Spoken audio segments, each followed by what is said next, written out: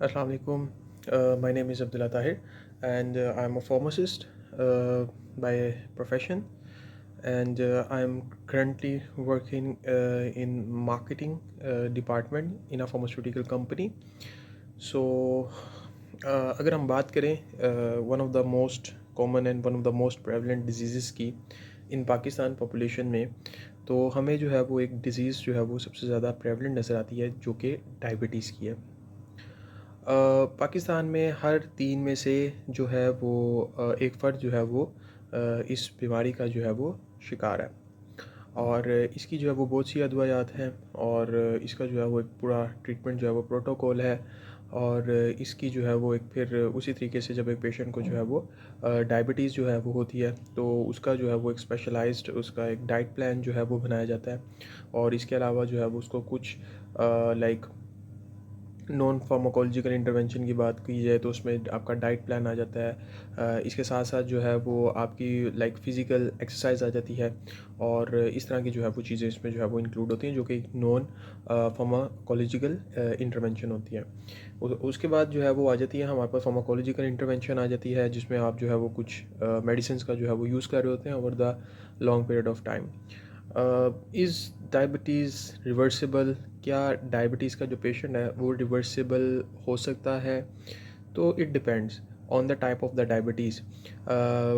हमारे पास जो है वो कैटेगोरिकली दो जो ब्रॉडर टर्म्स हैं,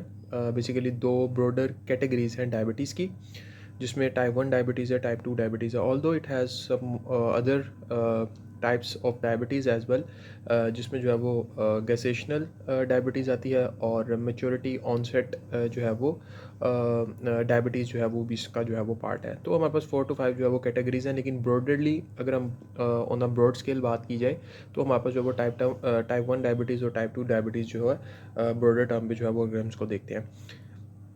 So basically, yes, it can reversible depend upon the type of the diabetes. For example, if the patient is suffering from type 2 diabetes with the severe diet plan, and with the aggressive diet plan, and with the like इसको हम कह सकते हैं कि एक पूरा जो आपका नॉन फार्माकोलॉजिकल इंटरवेंशन है, उसके साथ साथ जो है वो एक फार्माकोलॉजिकल ट्रीटमेंट भी अगर पेशेंट जो है वो अपनी थेरेपी के साथ जो है वो एडहेयर रहता है, तो it will definitely back towards the normal life, और वो जो है वो डायबिटीज़ से जो है वो फ्री हो सकता है। ये बेसिकली ऐसी बीमारी है जिसमें सबसे ज़्यादा जो है वो काउंसलिंग की ज़रूरत पड़ती है। और डायबिटीज़ में काउंसलिंग की ज़रूरत जो है वो इस हवाले से पड़ती है, ताकि फ़र्स्ट ऑफ़ ऑल जो पेशेंट है जिसको डायग्नोस हुआ है डायबिटीज़, या कुछ सालों से पेशेंट जो है वो डायबिटिक है,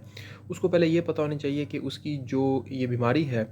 उसमें बेसिकली क्या-क्या अलामात होती हैं। और इसके साथ-साथ जो है, ये अगर बीमारी टाइमली ठीक नहीं होती, या टाइमली अगर आप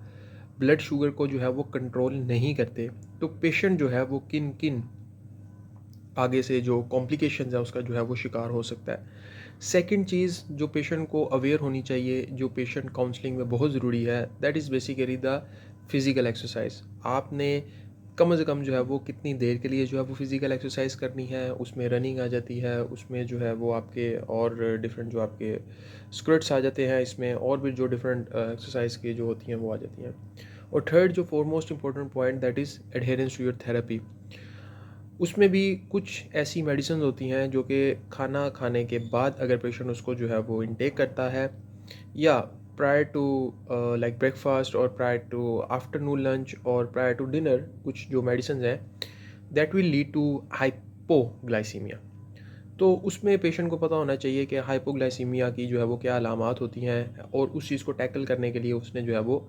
लाइक कौन सी जो है वो खाना खाना है, या उस चीज़ को जो है वो कैसे कोप अप करना है। Because as per the literature is concerned, hyperglycemia is not that much life threatening, जबकि हाइपोग्लाइसीमिया जो है वो बहुत ही ज़्यादा जो है वो लाइफ थ्रेटनिंग जो है वो एक कंडीशन हो जाती है अगर पेशेंट को सीवियर हाइपोग्लाइसीमिया हो जाए। तो फिर पेशेंट को उन अलामात का पता होना चाहिए जिसमें उसको जो है वो हाइपोग्लाइसीमिक एपिसोड जो है वो हो रहा है। तो इन चीज़ों को मैनेज करने के लिए, इन चीज़ों को समझने के लिए हमारे पास जो है वो कोई ना कोई जो है वो गाइडलाइंस जो है वो होनी चाहिए। अगर हम उन गाइडलाइंस को फॉलो करते हैं, उन गाइडलाइंस को देख के अगर हम जो है वो उस पे लाइक उसको समझते हैं और उस पे जो है वो हम